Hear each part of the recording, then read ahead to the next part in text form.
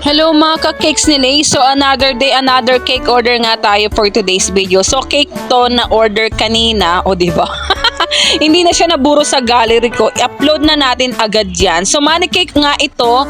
At itong order na to is referral from CC Sab. Shout out CC Sab. Thank you so much for for the recommendation. O diba yung mga ganitong recommendation ng mga umorder sa'yo. Kapitbahay mo. Napakalaking factor po nito para sa akin. At sobra po akong nagpapasalamat sa inyo. Maraming salamat CC. And ito na nga, meron tayong short notice. Actually kahapon lang to nag-confirm na yun nga, na mayroong order na money cake, kung kaya ko nga daw. Actually dapat may kasabayang tong money cake, kaya lang hindi natuloy. Ewan ko anong nangyari.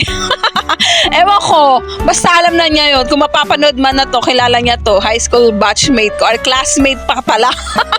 Siguro nag-change change plan. So yun na nga, so money cake ito, at ang kagandahan nito, meron akong naduklasang bagong strategy sa aking money cake. So actually, yung mga previous videos ko kasi 'di ba naglalagay tayo or gumagawa pa ako ng box. Kasi yun yung technique nilangga. Pero sa pagkakataong ito, hindi na ako nag-box, dinirekta ko na siya.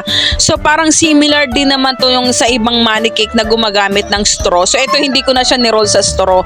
Tinupi-tupi ko lang din siya gaya ng ginagawa ko kapag naglalagay ako ng box. Then ito naman, tinanggal ko na yung box, dinirektang lubog ko na lang siya. Then ayan, tinali ko na rin yung pinaka yung ribbon. Actually naubusan kasi ako ng basta ng pantali dito sa money cake yung ginagamit. Naubusan ko kaya ribbon na yung ginamit ko, pero okay pa rin naman kasi sinanitize ko pa rin naman din yan. Ganun din naman yung mga straw na to. Talagang naman siya. Yun na nga, so diniretso ko na siya, hindi na tayo nag-box. And sabi ko, actually hindi lang to first time ko tong ginawa, pang second time na to. Siguro sa mga upcoming money cake ko na order, ganito na din ang gagawin ko kasi yung box, nakakaano pa siya ng cake eh. Nakakabawas pa siya ng yung natatapyas. So ito parang konti lang yung natatapyas dito. Seka lang guys, may makulit na chikiting na sa. So ayun na nga, going back. Ito kasing si Athena, nanggugulo.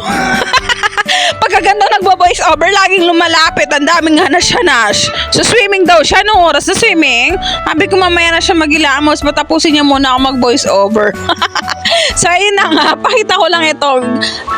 Bali 3 colors siya. Then gumamit nga pala tayo dito ng piping bag. Ayan, so green, yellow, and blue. Kasi dino team yung kanilang napili. Actually nung una sabi nga naman wala daw siyang team.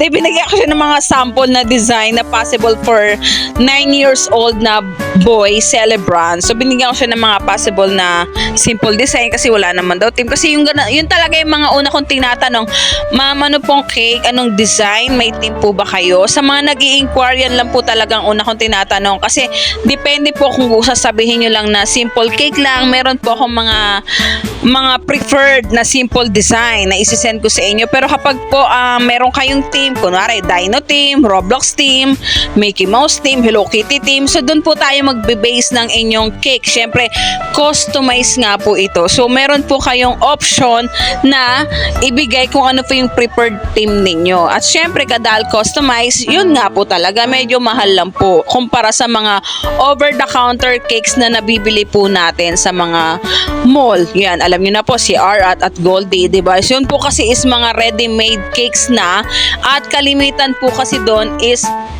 mga chiffon, may mga chocomice din naman sila, depende naman po, pero kasi hindi po siya masasabing customized na kunwari ang team ninyo is katulad nito, Dino team, so bumili ka lang ng mga over the counter cake, so kung ano lang po yung available doon sa counter nila, yun lang po yung maisiserve sa inyo nila. So unlike po na ito na customize, kung meron po kayong mga gustong ipalagay, yung pangalan, palagyan po, paganyan, pagawang ganyan, palagyan ng ganito, ng ganyan, yun. So customize po. So syempre, every single details po na i-add ninyo is may po yan na cost. So depende naman po yan. So napag-uusapan at nasa negotiation naman po natin yan as client and being your baker. So ayun nga po, so malapit na tayong matapos. So actually, kami na rin nag-deliver nito kanina dyan sa may Intramuros at talagang struggle is real kasi nga, actually nagtanong naman kasi si ma'am kung pwede siyang i-deliver at chinek ko rin naman yung